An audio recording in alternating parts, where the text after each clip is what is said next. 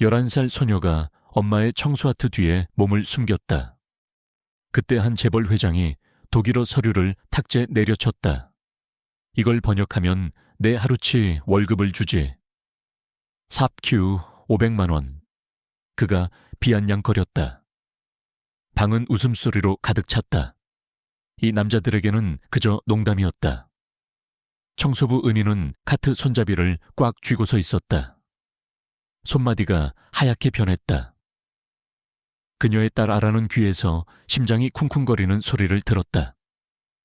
그 돈은 엄마의 1년치 임금보다 많았다.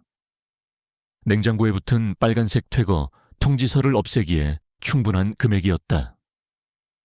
아무도 아라가 그 서류의 모든 단어를 읽을 수 있다는 것을 몰랐다. 아무도 그녀의 배낭에 할아버지의 만년필이 들어있는 것을 몰랐다. 하지만이 작은 소녀는 곧 거대한 그룹을 뛰어넘고 사기를 폭로하고 가족의 미래를 영원히 바꿀 참이었다. 거대한 부의 약속이 그녀가 보이지 않는 존재여야 할 방에 걸려 있었다. 11살 소녀는 엄마를 구할 길을 보았다. 하지만 그 길을 걷기 위해선 아무도 믿어주지 않을 비밀스러운 유산을 드러내야 했다. 회장실의 침묵은 무거웠다. 폭풍우가 오기 전에 끈적하고 맑은 공기 같았다. 11살의 아라는 엄마의 청소트 뒤에 웅크리고 있었다. 그 카트는 마호가니와 유리로 이루어진 드넓은 바다 한가운데 떠있는 그녀의 쇠부위 섬이었다. 방 안에 남자들은 어둡고 값비싼 정장을 입고 거대한 탁자 주위를 맴도는 상어 같았다. 그들에게서는 가죽 냄새와 엄마의 아침 식사보다 비쌀 것이 분명한 진하고 쓴 커피 냄새가 났다. 엄마 은희는 조용한 우아함으로 움직여 거의 눈에 띄지 않았다. 그것이 그녀의 일이었다.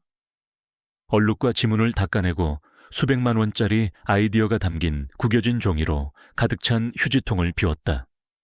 그녀는 기업 권력이라는 기계 속의 유령이었다. 오늘은 그녀의 작은 그림자도 함께였다.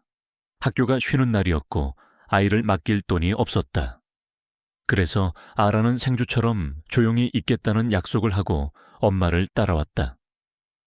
탁자의 가장 윗자리에 앉은 남자는 대한그룹의 준석이었다. 그는 방에서 가장 덩치가 큰 남자는 아니었지만 그의 존재감은 방 구석구석을 채웠다. 그의 목소리는 돌멩이가 서로 갈리는 것처럼 낮고 힘이 넘쳤다. 그는 두꺼운 서류를 들어올렸다. 빽빽하고 굵직한 글자로 가득 찬 페이지였다. 알티오아를 정밀해서 온 겁니다. 준석이 발표했다. 그의 눈은 임원들을 훑었다. 평생에 한 번 올까 말까 한 계약이죠.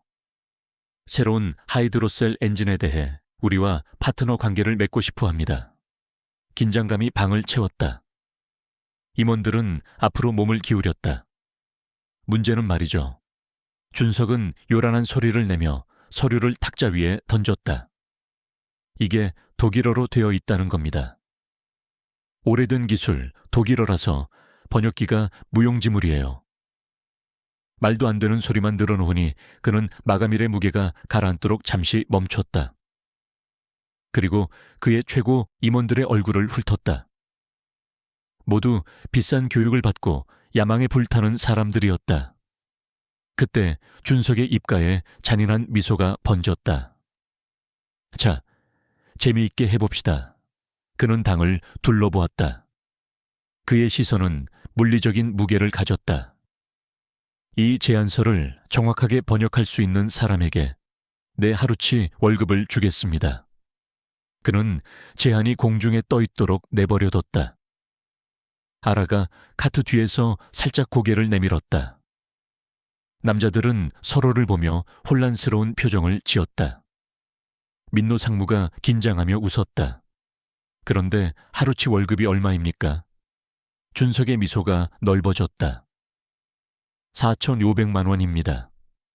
그 숫자가 넓은 방에 울려 퍼졌다. 집단적인 탄식에 이어 웃음이 터져 나왔다. 그건 농담이었다. 부자들의 장난이었다.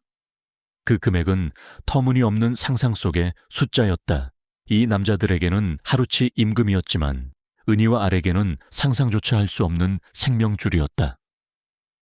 은희가 1년 내내 허리 빠지게 일해서 버는 돈보다 많았다. 대학에 전화해 볼까요? 누군가 제안했다.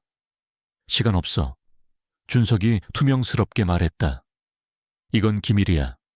이 방을 벗어나면 안 돼. 그의 날카로운 눈이 공간을 훑다가 찰나의 경멸적인 순간에 청소트에 머물렀다. 그는 빛나는 이탈리아 구두 끝으로 카트를 툭 쳤다. 청소부가 한번 해보지 그래. 청소학원에서도 고대 독일어 공학방언을 가르칠 텐데. 이번에는 웃음이 더 컸다. 날카롭고 경멸적이었다. 그 웃음이 아라와 그녀의 엄마 위로 쏟아졌다. 은희의 얼굴은 완벽하게 무표정한 직업적인 공허함의 가면을 쓰고 있었다. 하지만 아라는 엄마가 카트 손잡이를 꽉 쥐어 손마디가 하얗게 변하는 것을 보았다. 뜨거운 수치심과 분노가 목을 타고 올라오는 것을 느꼈다. 아라는 카트 뒤로 더 몸을 숨기며 완전히 사라지고 싶다고 생각했다. 그녀의 시선은 카트 바닥에 노인 잡고 낡은 배낭에 떨어졌다. 그 안에는 가장 소중한 물건이 들어있었다. 다른 가죽 공책과 은촉이 달린 묵직한 만년필이었다. 할아버지의 유품이었다. 500만 원. 그 숫자가 머릿속에서 계속 반복됐다. 그건 단순한 돈이 아니었다. 기적이었다. 퇴거를 막는데 필요한 정확한 금액이었다. 엄마가 밤마다 기침하게 만드는 검은 곰팡이가 없는 깨끗한 새 아파트의 보증금이었다. 그것은 품미의 가격이었다. 아라의 손이 주먹을 꽉 쥐었다. 권력 있는 남자들의 웃음소리는 둔탁한 소음으로 변해 귀에서 멀어졌다. 그녀는 청소아트 뒤에 숨어있는 생주가 아니었다. 그녀는 김대우 상사의 손녀였고 그 서류의 모든 단어를 이해했다. 그날 밤 작은 아파트는 더 작게 느껴졌다. 창문 하나는 벽돌벽을 마주보고 있었다. 공기는 끓인 배추와 걱정 냄새로 꽉 차 있었다. 퇴거 통지서가 약한 자석으로 냉장고에 붙어 있었다. 붉은 글씨는 그들에게 소리치는 것 같았다. 최종 통보 72시간 내 퇴거하세요. 은 작은 식탁에 앉아 어깨를 늘어뜨리고 있었다. 그녀는 작은 고지서 덤비를 정리하고 있었고 얼굴에는 익숙한 피로가 짙게 새겨져 있었다. 아라는 자기 방 문간에서 엄마를 지켜보았다.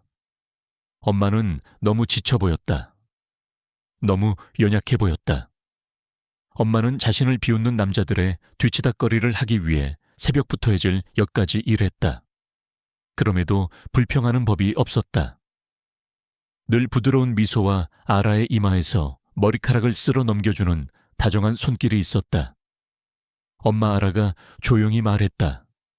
은희는 고개를 들고 눈에 닿지 않는 미소를 지으려 애었다. 아가야 자야지. 안 피곤하니? 아니요. 아라가 걸어가 엄마 옆에 섰다. 그녀는 곧 더미를 부었다. 심각해요.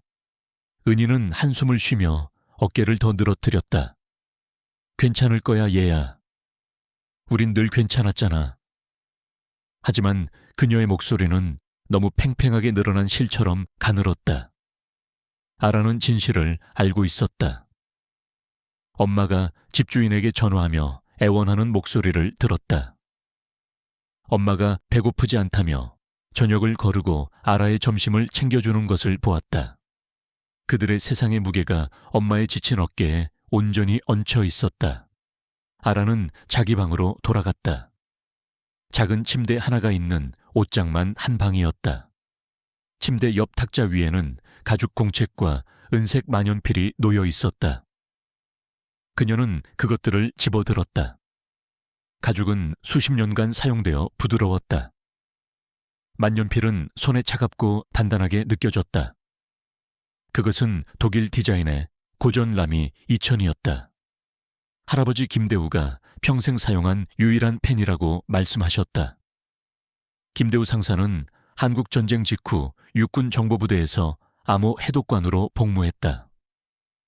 독일 베를린에 15년간 주둔하며 독일어를 너무 완벽하게 구사해 많은 독일인들이 그를 현지인으로 오해했다. 그는 단순히 언어를 구사하는 것을 넘어 그 언어의 영혼, 정밀함, 그리고 시를 이해했다. 그는 특정 정보계에서는 전설적인 인물이었다. 다른 사람들이 혼돈만을 보는 곳에서 패턴을 볼 수 있는 사람이었다. 2년 전 돌아가셨지만 아라가 말을 할 수 있게 되었을 때부터 그 유산을 물려주셨다. 그는 아라에게 독일어로 말을 걸었다. 플래시카드나 문법책으로 가르치지 않으셨다. 옛 독일 민담과 릴케이시를 통해 가르치셨다. 그는 언어의 논리를 단어들이 정교한 기계처럼 만들어지는 방식을 가르쳤다. 언어는 궁극적인 암호야 아라야. 그의 목소리는 부드러운 웅성거림 같았다.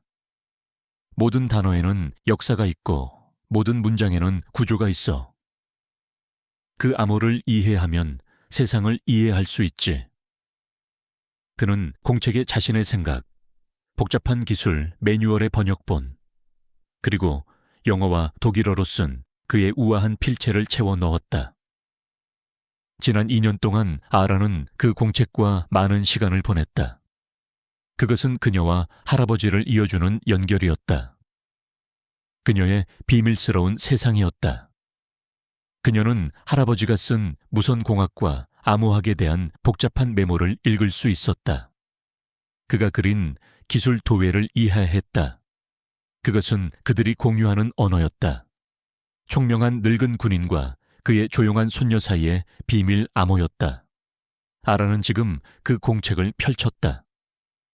오래된 종이와 잉크의 희미한 먼지 냄새가 작은 방을 채웠다. 그 열쇠이자 암호 해독관의 도구였다. 그리고 생애 처음으로 그녀는 그것을 사용해야 한다는 것을 알았다. 단순히 돈을 위해서가 아니라 엄마를 위해 할아버지의 명예를 위해서였다. 그녀는 다리를 놓을 것이다. 아니면 다리가 타버리도록 노력할 것이다. 다음 날 아라의 심장은 새가 갇힌 것처럼 격렬하게 뛰었다.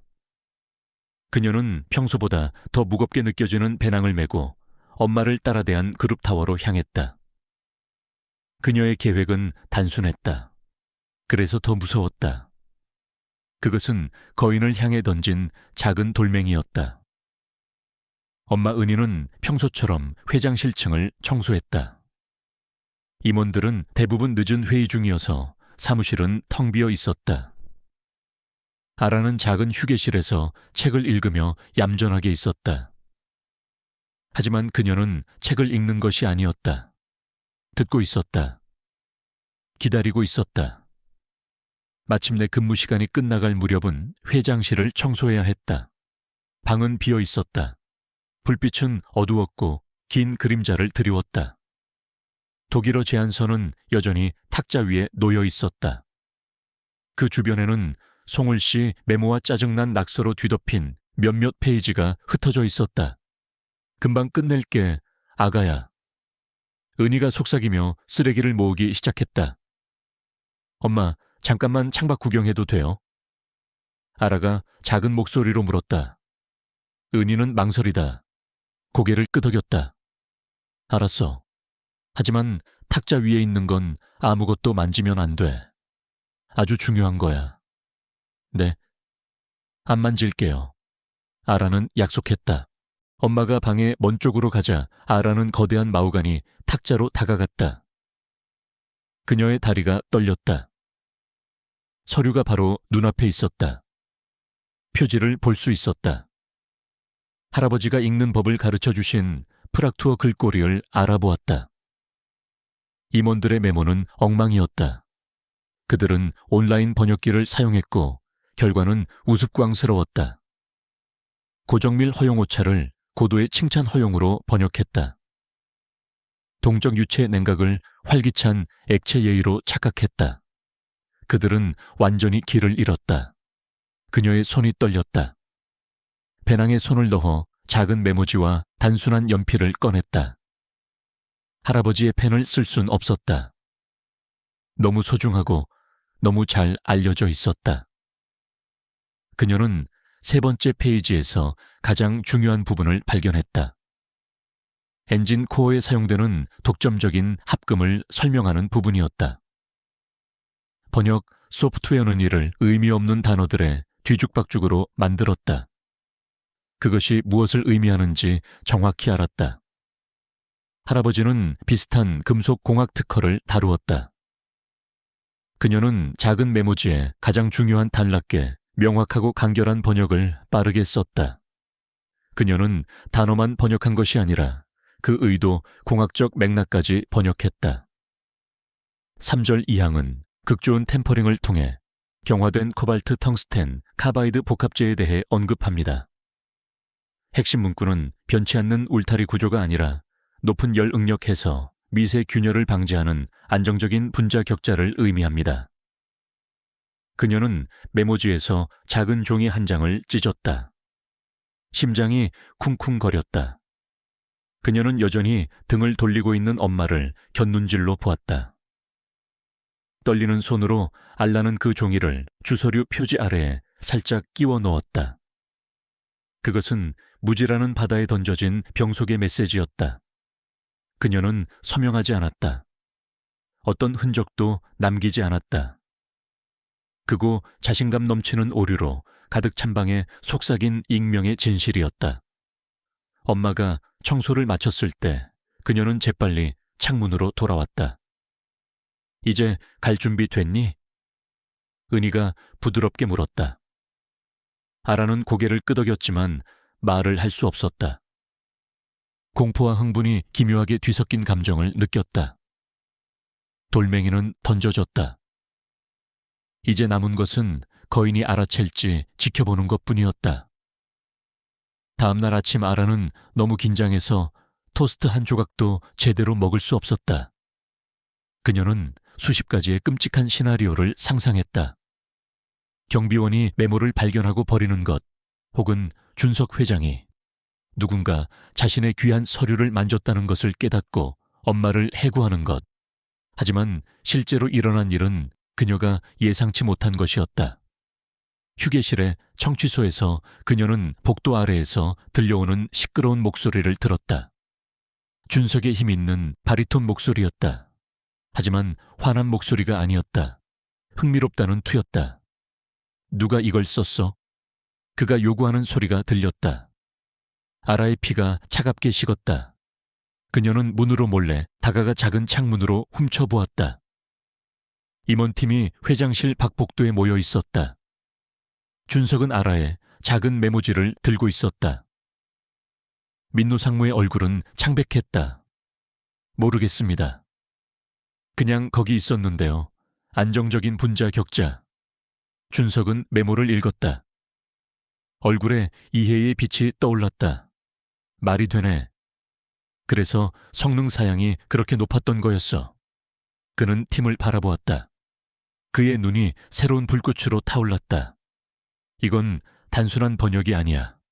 이건 공학을 이해하는 사람의 솜씨라고. 누가 쓴 거지? 우리 팀에 이렇게 전문적인 독일어를 아는 사람이 누가 있어? 임원들은 어리둥절한 표정으로 서로를 보았다.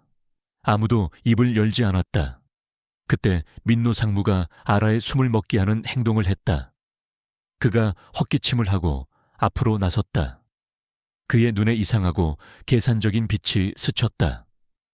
실은 회장님 그의 목소리는 기름처럼 매끄러웠다. 말씀드리는 걸 깜빡했습니다. 제가 대학 시절 위넨으로 교환학생을 다녀왔습니다. 기술과학을 전공했죠. 준석은 그를 빤히 쳐다봤다. 그랬나? 네. 민노는 거짓말을 했다. 자신감이 한마디 한마디 커졌다. 어제 저녁에 팀이 엉망으로 번역하는 걸 보고 늦게까지 남았습니다. 제가 직접 그 부분을 작업했어요. 실수로 제 메모를 거기에 두고 온 것 같습니다. 아라의 입이 떡 벌어졌다. 그가 공을 가로채고 있었다. 그녀의 말을 훔치고 있었다. 준석은 민노의 어깨를 두드렸다. 희미한 미소가 그의 얼굴에 번졌다. 민노 상무 그런 재능을 숨기고 있었다니. 그는 아라의 메모를 흔들었다. 이게 우리가 필요했던 돌파구야. 이걸 맡아. 자네가 번역을 주도하게. 위원회는 이죠. 이제 자네의 프로젝트야. 물론입니다, 회장님. 민노가 가슴을 펴며 말했다. 실망시켜 드리지 않겠습니다. 그룹이 흩어지면서 분위기는 좋아졌다. 아라는 문에서 미끄러져 돌아갔다. 차갑고 쓰라린 분노가 두려움을 대체했다. 불공평했다. 저 남자 값비싼 양복을 입고 자만심 가득한 미소를 짓는 저 남자가 방금 그녀에게서 훔쳤다. 그는 할아버지의 지식을 가져가서 자신의 것처럼 행세했다. 그녀가 느꼈던 작은 승리는 사라졌고 대신 쓰라린 부리가 그 자리를 차지했다. 하지만 분노 아래 새로운 감정이 끓어오르기 시작했다. 결단이었다. 민호 상무는 자신이 이겼다고 생각했다. 그녀의 작은 단락 하나로 계속 버틸 수 있다고 생각했다. 하지만 서류는 50페이지가 넘었다. 그는 나머지 내용이 무엇인지 전혀 몰랐다. 그는 열쇠 하나를 훔쳤지만 아라는 열쇠꾸러미 전체를 가지고 있었다. 그날 밤 그녀는 두 번째 계획을 세웠다. 이번에는 속삭임이 아닐 것이다. 포유가 될 것이다. 이틀 동안 대한 그룹에는 이상한 평온이 흘렀다. 거짓된 평온이었다. 아라는 조용한 관찰 지점에서 민노 상무를 지켜보았다. 그는 작은 유리벽 사무실에 자신을 가두었다. 독일어 서류는 마치 그가 한 번도 가보지 않은 땅의 지도처럼 그의 앞에 펼쳐져 있었다. 그는 중요한 사람처럼 보였다. 스트레스 받은 권위의 공기를 풍겼고 전화를 받거나 차트를 가리키거나 격렬하게 메모를 했다. 하지만 아라는 진실을 보았다.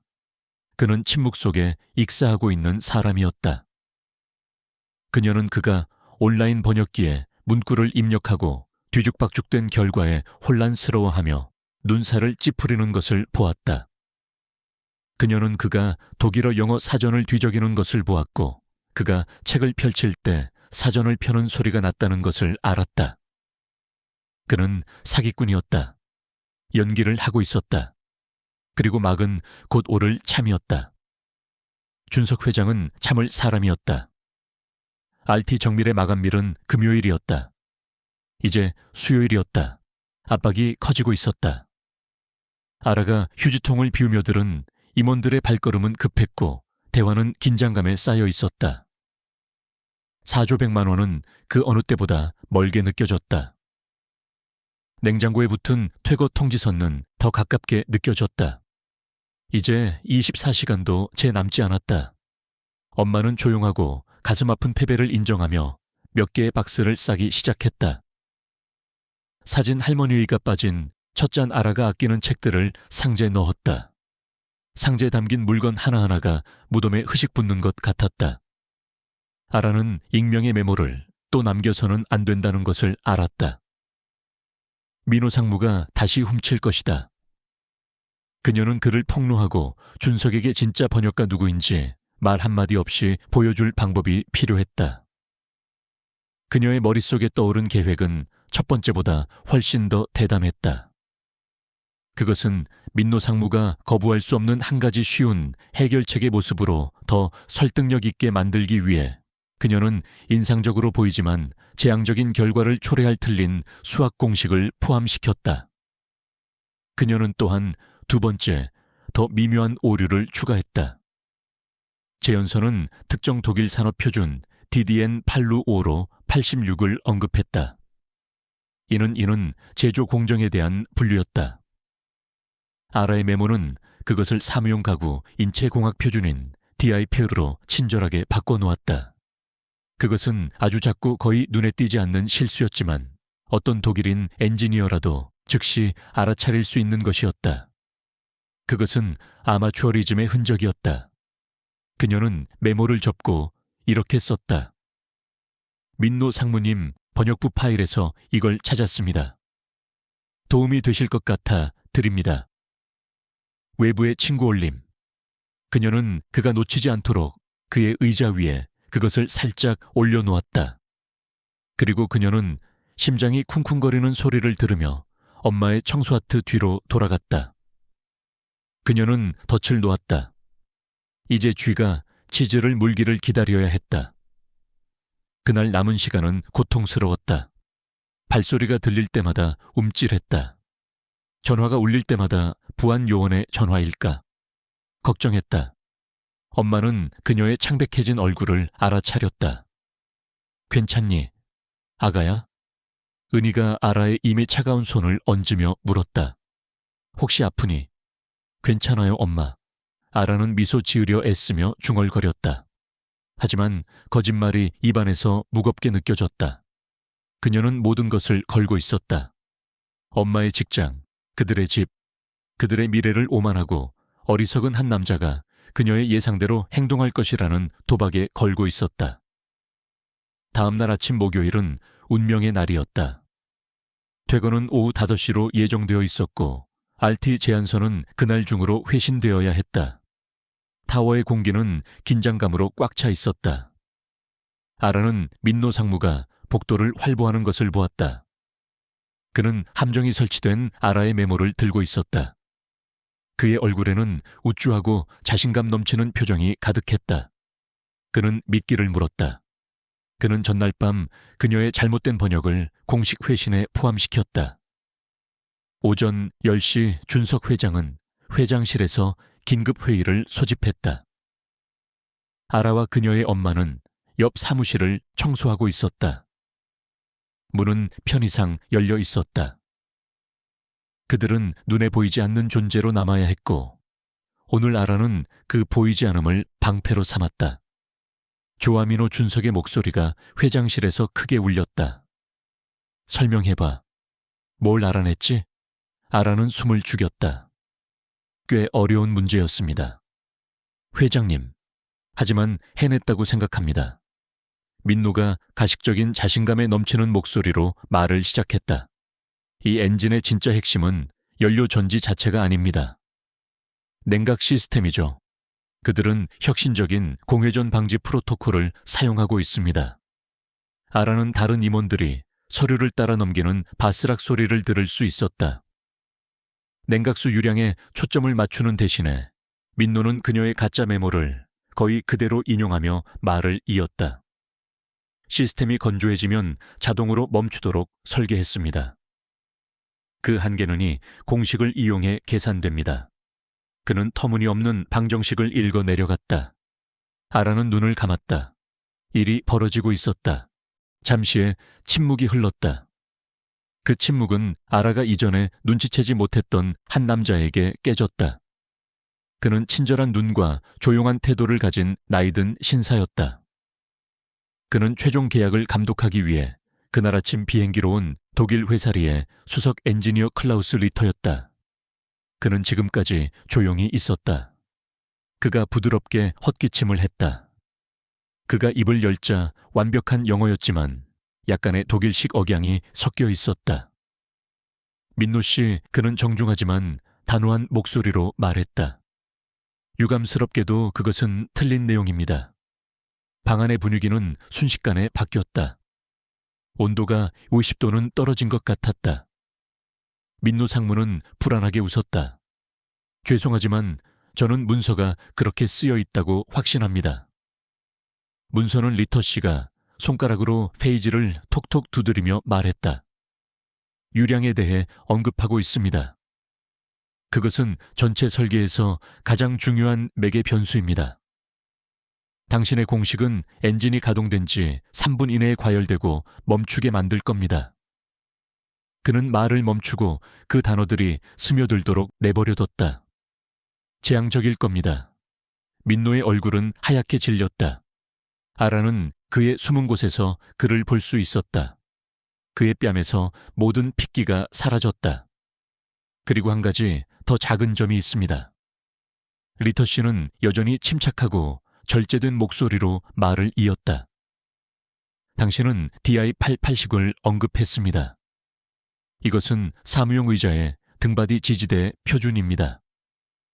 제 생각에 당신이 말하려던 것은 금속 성형과 관련된 DN8부와 발군이었을 겁니다. 그는 민호를 똑바로 쳐다보았다. 그의 친절한 눈은 이제 외과 의사의 매수처럼 날카로웠다. 이런 실수들은 번역가가 할 수 있는 실수가 아닙니다. 민노 씨, 이건 그냥 추측입니다. 회장실의 침묵은 절대적이었다. 그것은 공개 처형의 침묵이었다. 준석의 얼굴은 먹구름 같았다. 그는 민호를 쳐다보았고 그의 눈은 얼음 조각 같았다. 우쭐했던 자신감은 민노의 얼굴에서 녹아내렸고 그 자리를 날것에 적나라한 공포가 대신했다. 그는 더듬거리며 말하려 했지만 아무 말도 나오지 않았다. 그는 완전히 완벽하게 드러났다. 준석의 목소리는 위험할 정도로 조용했다. 민노, 나가. 민노는 2번 말할 필요가 없었다. 그는 거의 비틀거리며 의자에서 일어났고 떨리는 손으로 서류를 움켜주었다. 그의 얼굴은 굴욕의 가면이었다. 그는 다른 임원들이 노골적으로 시선을 피하는 것을 보지도 않고 방을 뛰쳐나갔다. 문이 딸깍 닫혔고 그 뒤로 충격적인 침묵에 공허함이 남았다. 준석은 일어서서 참가로 걸어갔다. 등을 방에 보인 채 오랫동안 도시를 내려다보았다. 분노가 그에게서 뿜어져 나왔다. 평생에 한 번 올까 말까 한 계약이 손가락 사이로 빠져나가고 있었다. 모두 자신의 상무의 무능함과 속임수 때문이었다. 끝났어. 누군가 속삭였다. 준석은 방으로 돌아섰다. 그의 얼굴은 굳어 있었다. 아니, 아직 그의 눈은 방을 훑고 클라우스 리터에게로 향했다. 클라우스 씨, 진심으로 사과드립니다. 제가 오해를 한 것 같습니다. 그는 남은 팀원들을 보았다. 오후 5시까지입니다. 아무도 읽을 수 없는 독일어 제안서가 있고 우리의 잠재적 파트너는 탁자에 앉아 우리가 자멸하는 것을 지켜보고 있습니다. 그는 손을 탁자에 내리쳐 모두를 움찔하게 만들었다. 해결책 있는 사람 모든 그의 시선은 다시 방을 훑었다. 절망과 분노로 가득 차 있었다. 그는 값비싼 양복, 잘 닦인 신발, 리더십 팀에 두려워하는 얼굴을 지나쳐 바라보았다. 그의 시선은 임원진의 세계를 넘어 복도로 눈에 보이지 않는 사람들이 차지한 공간으로 이동했다. 그의 시선은 청소, 하트, 은희, 그리고 그 뒤에 반쯤 숨어있는 작은 금발 소녀에게로 향했다. 항상 거기에 있었고 항상 조용하고 항상 지켜보던 작은 소녀. 무언가의 섬광, 기억, 직감, 절박하고 무모한 추측이 그의 얼굴을 스쳐 지나갔다. 그는 첫 번째 메모를 기억했다. 허공에서 나타난 우아하고 정확한 번역. 민노가 쓴 것이 아니었다. 그럴 리 없었다. 그럼 누구지? 그는 아라를 똑바로 쳐다보았다. 한 기업 거물의 모든 집중이 낡은 티셔츠를 입은 살 소녀에게로 향했다. 너 그가 조용하지만 방에 울리는 목소리로 말했다. 이리 와봐. 은 얼어붙었다. 손을 가슴에 갖다 댔다. 그녀의 눈은 공포에 질려 있었다. 회장님, 죄송합니다. 아이가 그냥 괜찮아. 준석은 알렉에게서 눈을 떼지 않고 말했다. 난 아이와 이야기하고 싶어. 아라의 다리는 돌덩이 같았다. 이것이었다. 그녀가 두려워하고 동시에 바라왔던 순간 천천히 그녀는 카트 뒤에서 걸어 나왔다. 그녀는 마우가니와 유리의 바다인 회장실로 걸어 들어갔다. 상어들이 그녀를 쳐다보기 위해 몸을 돌렸다. 그녀는 포식자들의 수조에 있는 작은 물고기처럼 느껴졌다. 그녀는 거대한 탁자 가장자리에 멈춰 섰다. 떨리는 것을 막기 위해 작은 손을 등 뒤로 맞잡았다. 그녀는 준석을 올려다보았다. 바닥을 보지 않았다. 시선을 피하지도 않았다. 그의 시선을 똑바로 마주했다. 내 이름이 뭐지? 그가 물었다. 그의 목소리는 이제 더 부드러웠고 묘한 호기심이 섞여 있었다. 김아라입니다, 회장님. 그녀는 말했다. 알아. 그가 반복했다. 그는 제안서를 집어들었다.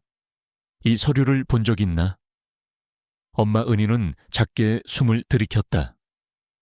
이 순간 그녀는 해고될 수도 있었다. 알아도 그것을 알았지만 되돌아갈 수는 없었다. 네, 회장님. 그녀는 목소리를 맑고 흔들림 없이 말했다. 준석의 눈이 가늘어졌다. 민노 상무를 위한 그 메모를 네가 썼나? 그는 두 번째로 함정을 팠던 메모를 들고 물었다. 네, 회장님. 방 안에 웅성거림이 퍼졌다. 클라우스 북극이나 고고도 작전을 위해서는 부록이 자세히 설명된 폴리엘로핀 기반 유체를 추천하고 있습니다. 그녀는 클라우스 리히터를 올려다보았다. 여기서 사용된 용어는 단순히 내마성을 의미하는 것이 아닙니다. 극한 압력에서 분자 전단에 대한 특정 저항을 의미합니다. 온라인 번역기가 놓칠 수 있는 부분이죠. 단순히 단단한 재료와 탄력 있는 재료의 차이입니다. 클라우스 리턴터는 입을 약간 벌린 채 그녀를 쳐다보았다. 그는 준석을 바라보았다가 다시 아라를 보았다. 그러더니 천천히 경이로운 미소가 그의 얼굴에 번졌다.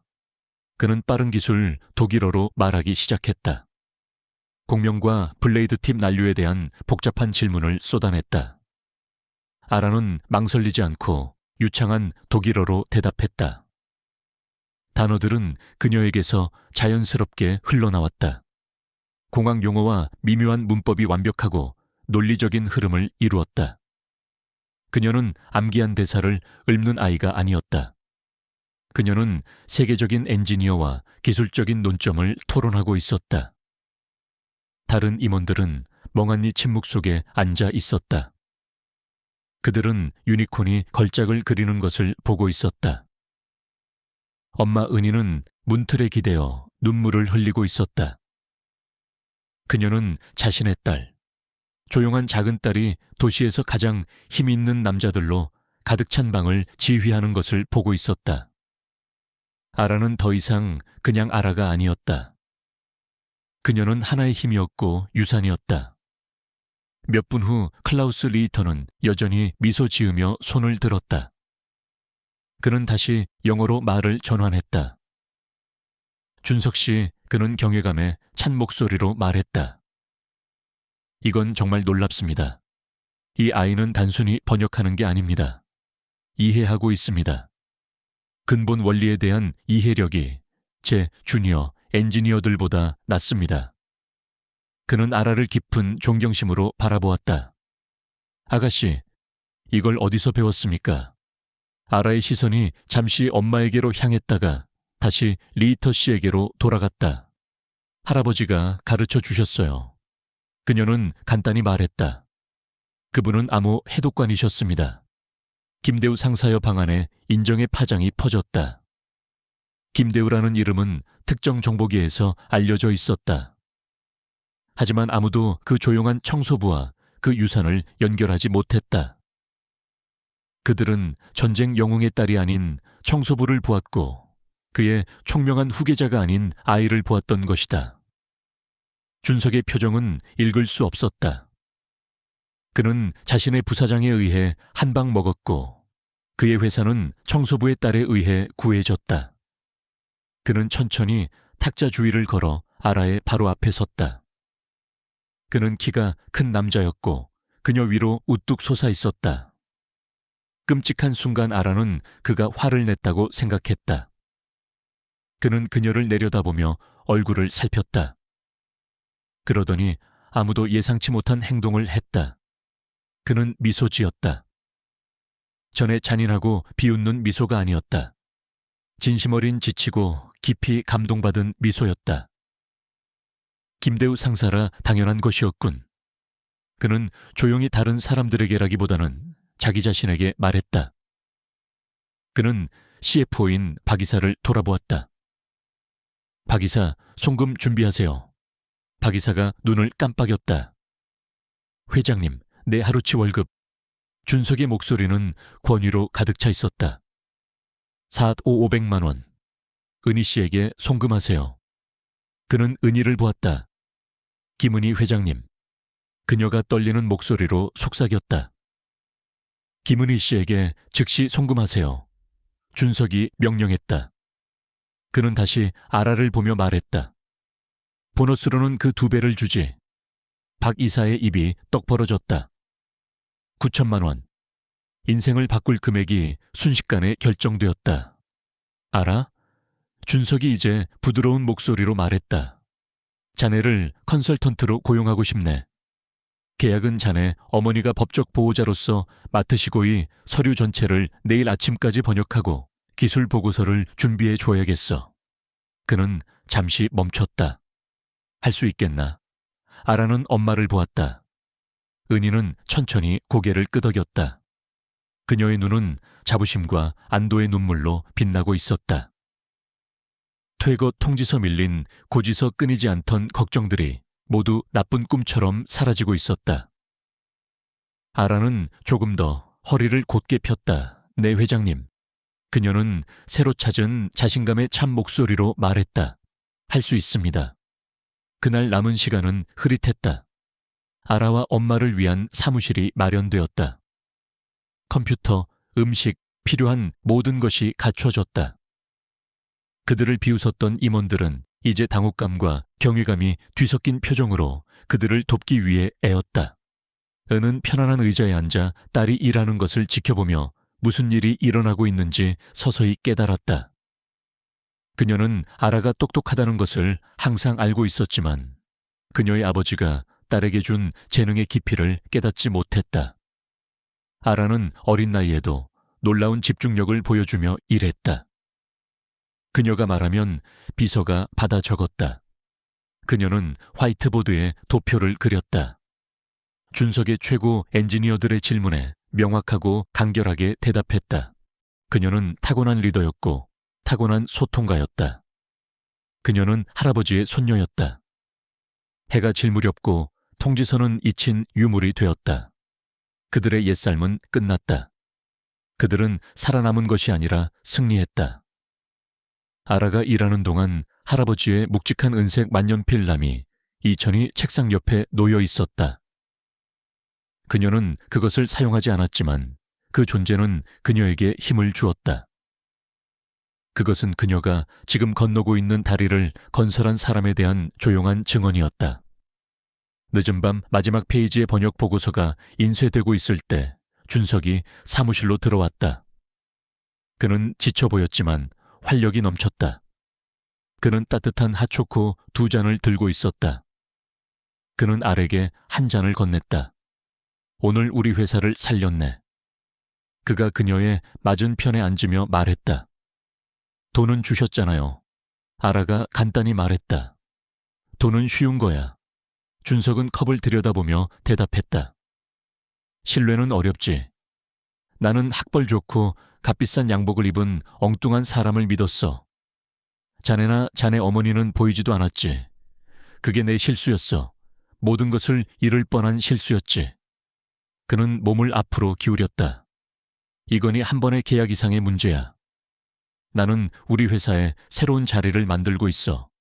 특수 프로젝트 이사. 불가능한 문제를 해결하고 사물을 다르게 보는 사람들을 위한 부서지. 그는 핫초코를 한 모음 마셨다. 이 자리에는 전 세계 어느 대학이든 갈 수 있는 전액 장학금, 주거비 지원. 그리고 자네 어머니가 다시는 청소하트를 밀 필요가 없게 될 만한 연봉이 포함돼. 자네가 원한다면 준비가 되었을 때의 자리는 자네 거야. 아라는 할 말을 잃었다. 동화 같았고 꿈 같았다.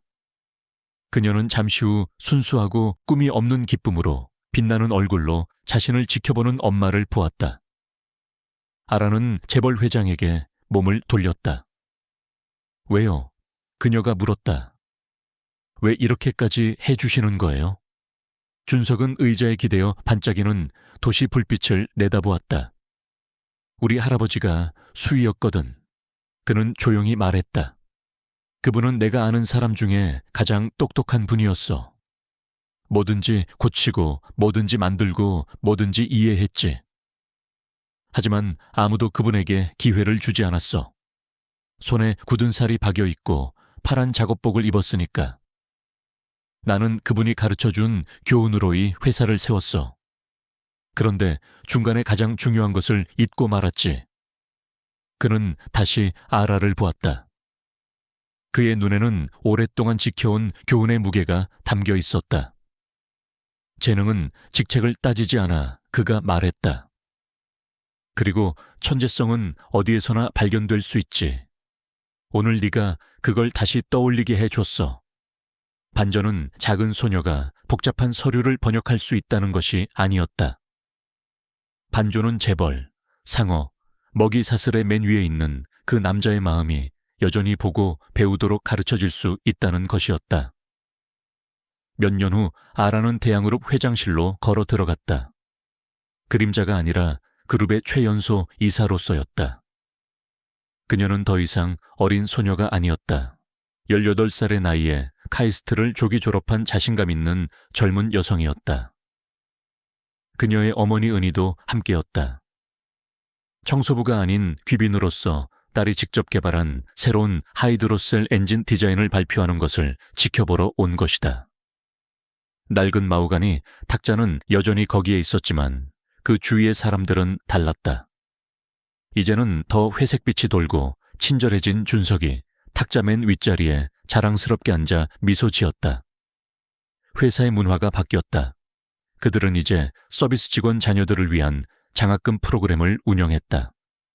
소외된 동네에서 코딩 캠프를 열었다. 예상치 못한 곳에서 적극적으로 인재를 찾았다. 아라는 자신의 발표 자료를 탁자 위에 놓았다. 그 옆에는 할아버지의 은색 만년필을 두었다. 더 이상 비밀스러운 보물이 아니라 그녀의 여정을 상징하는 것이었다. 그녀는 방 안의 얼굴들을 보았다.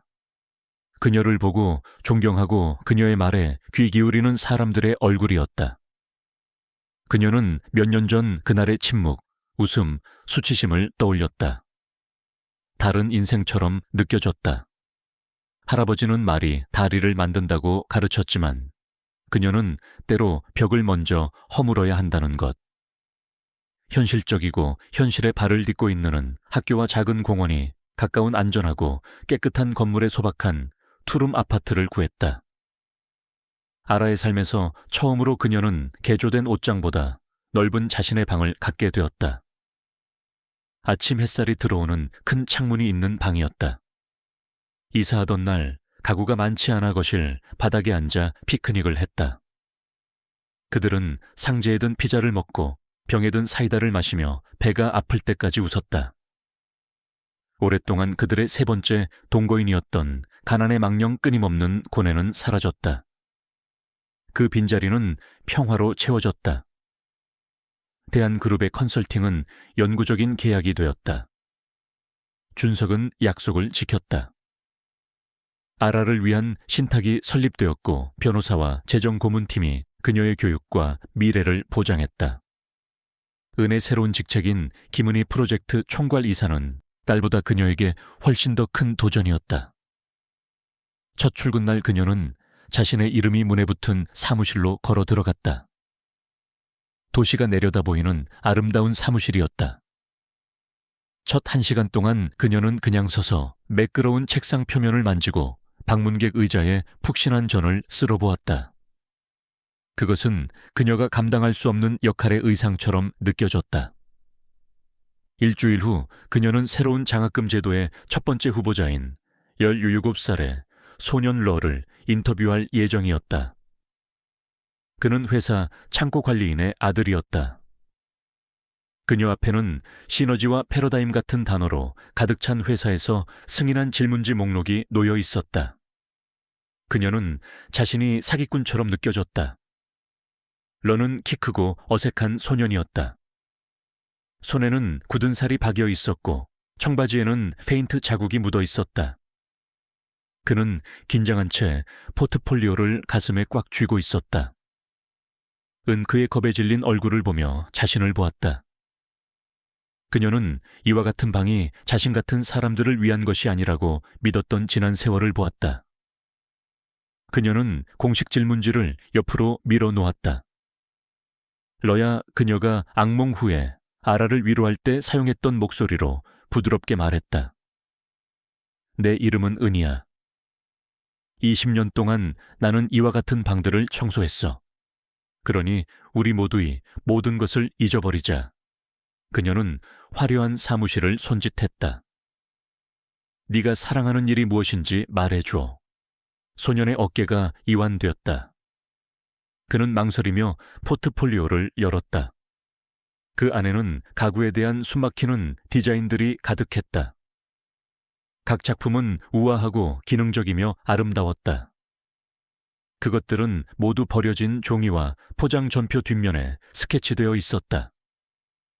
그는 창고에서 버려진 팔레트를 사용해 직접 몇몇 작품을 만들었다고 설명했다. 은은 긴장한 10대를 보지 않았다. 그녀는 예술가, 디자이너, 그리고 아직 발휘되지 않은 잠재력으로 가득 찬 마음을 보았다. 그녀는 성적이나 시험 점수에 대해 묻지 않고 그의 꿈에 대해 1시간 동안 이야기했다. 그녀는 사회 그림자 속에서 자라나는 조용한 야망을 어떤 임원도 할 수 없는 방식으로 이해했다.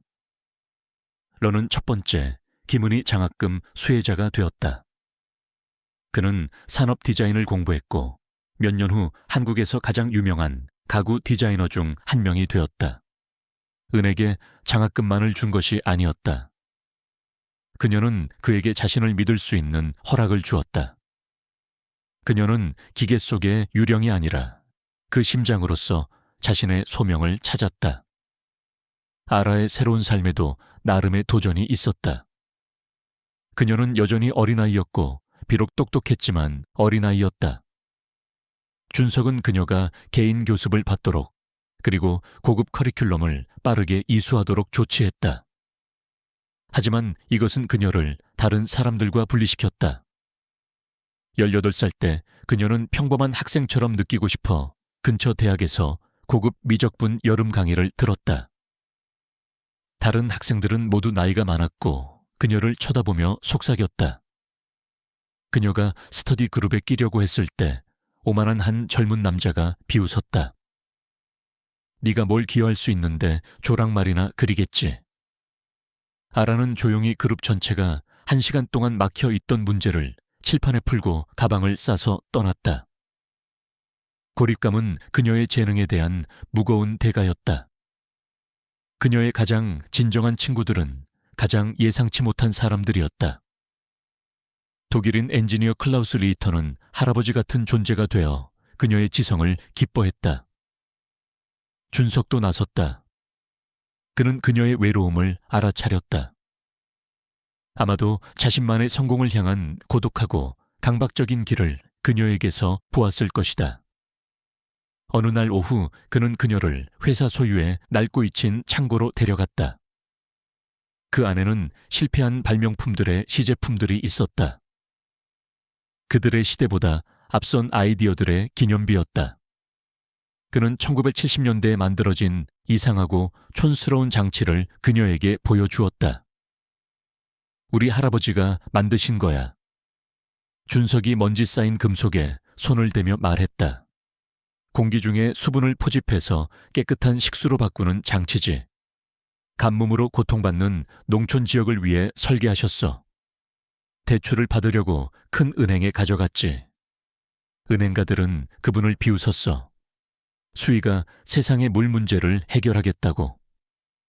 그들은 그분에게 걸레나 계속 잡으라고 했지. 준석의 목소리는 조용했다. 20년 후 실리콘밸리의 한 회사가 똑같은 아이디어로 수십억을 벌었어. 우리 할아버지는 절대 쓰라려 하지 않으셨지. 그저 어떤 사람들은 눈앞에 있는 것만 볼 수 있어.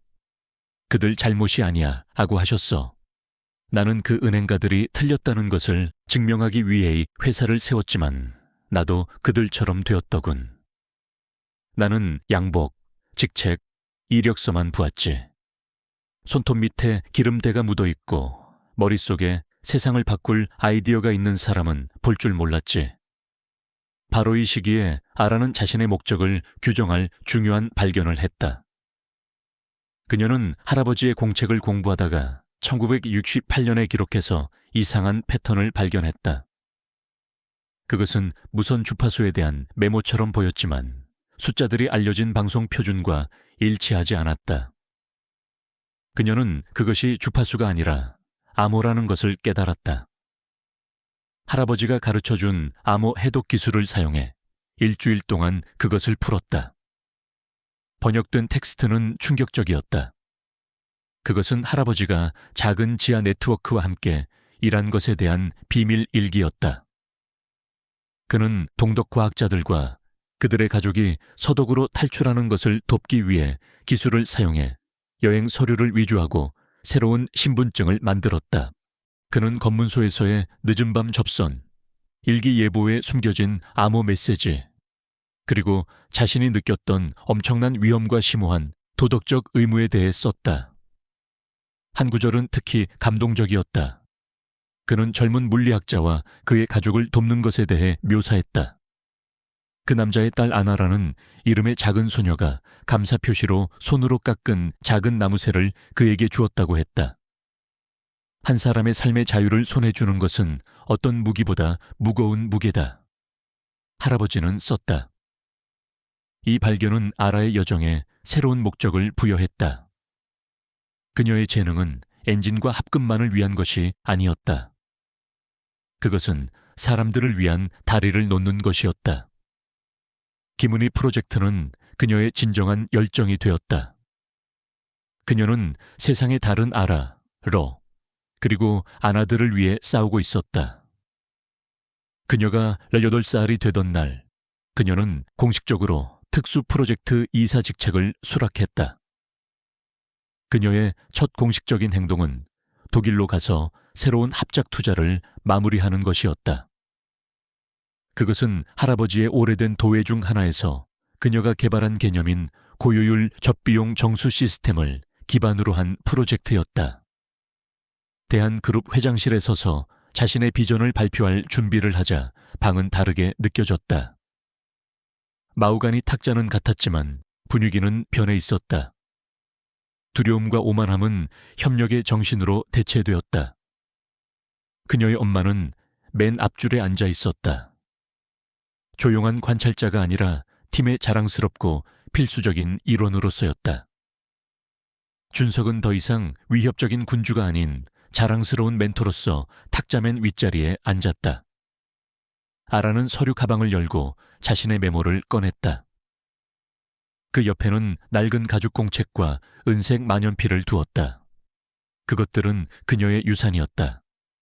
그녀는 탁자 주위의 얼굴들을 보았다. 창구 관리인의 아들이었던 러가 이제 회사 디자인 부서에 떠오르는 스타로 포함된 다양한 그룹이었다. 그녀는 7년 전 그날을 생각했다. 돌멩이처럼 느껴졌던 웃음소리. 그녀는 그 방에 유령처럼 걸어 들어갔었다. 오늘 그녀는 그들의 리더로서 그들 앞에 서 있었다. 이 이야기의 교훈은 단순히 작은 소녀가 과소평가되었다는 것이 아니었다. 그것은 사회 전체가 그 과소평가의 토대 위에 건설되었다는 것이었다. 자신의 탁자를 담는 천재성을 보지 못하고 자신의 쓰레기를 비우는 지혜를 듣지 못하는 시스템이었다. 할아버지가 적의 암호를 해독했다면 아라는 더 중요한 암호를 해독했다. 바로 사회적 편견의 암호였다. 안녕하세요. 그녀는 목소리를 안정시키고 자신감 있게 시작했다. 저의 할아버지 김대우 상사는 가장 복잡한 문제에 가장 우아한 해결책이 있다고 믿으셨습니다. 또한 가장 좋은 아이디어는 종종 우리가 묻는 것을 잊은 사람들로부터 나온다고 믿으셨습니다. 그녀는 첫 번째 슬라이드, 그날 늦게 계약이 체결된 후 아라는 엄마와 함께 거대한 회장실 참가에 서서 도시를 내려다보았다. 네, 할아버지가 정말 자랑스러워 하셨을 거야, 아가야. 은희가 감정이 북받친 목소리로 말했다. 엄마도 자랑스러워 하실 거예요. 아라가 엄마의 손을 잡으며 대답했다. 그들 뒤에 탁자 위에는 그녀의 새 부서의 첫 번째 주요 지시서가 놓여 있었다. 수천 명에게 깨끗한 물을 가져다 줄 정수 프로젝트의 공식 출범이었다. 그녀의 서명을 기다리고 있었다. 아라는 탁자로 걸어가 할아버지의 람이 2000만 년 필 뚜껑을 열고 생애 처음으로 자신의 이름을 서명했다. 은촉은 종이 위로 부드럽게 움직였다. 과거와 미래를 잇는 달리였다. 전쟁과 암호가 아닌 조용한 용기와 바로 눈앞에 있는 사람을 보는 단순하고 신무한 행동의 유산에 대한 증언이었다.